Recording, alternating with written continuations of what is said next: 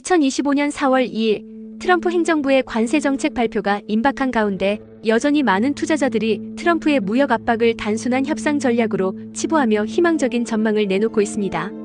하지만 냉정하게 판단해야 합니다. 트럼프는 과거부터 지속적으로 관세 부과를 주장해왔으며 이는 단순한 쇼가 아닌 그의 핵심 정책 중 하나입니다.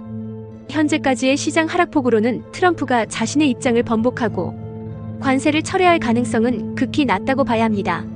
오히려 지금 상황에서 물러선다면 그는 말로만 떠드는 지도자로 인식될 수 있습니다.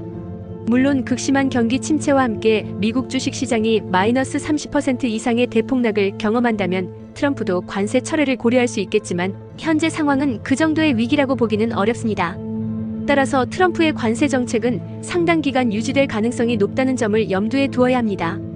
더욱이 트럼프는 예측 불가능한 인물입니다. 4월 2일에 관세율이 확정된다고 해서 안심할 수 없습니다.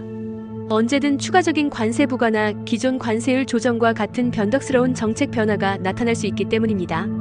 트럼프 리스크는 적어도 올해 안에는 완전히 해소되기 어려울 것입니다. 그럼에도 불구하고 트럼프 지지율은 여전히 견고합니다. 지지층은 현재의 시장 상황에 크게 동요하지 않을 가능성이 높으며 트럼프 또한 지지층의 기대를 저버리는 정책 변화를 쉽게 선택하지 않을 것입니다. 따라서 트럼프의 정책 변화에 대한 기대보다는 다른 요인에 주목해야 합니다.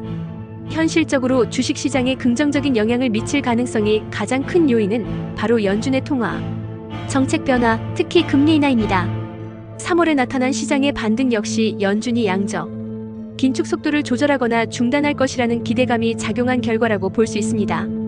향후 시장이 상승 추세로 전환된다면 이는 트럼프의 경제 정책이 성공해서가 아니라 연준의 완화적인 통화 정책에 대한 기대감 때문일 가능성이 훨씬 높습니다. 트럼프 행정부의 정책보다는 연준의 움직임에 더욱 집중해야 할 때입니다.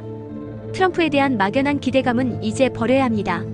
정책 완화와 같은 긍정적인 변화가 온다고 해도 이는 빨라야 올해 연말이나 내년 초에나 기대해 볼 수 있을 것입니다.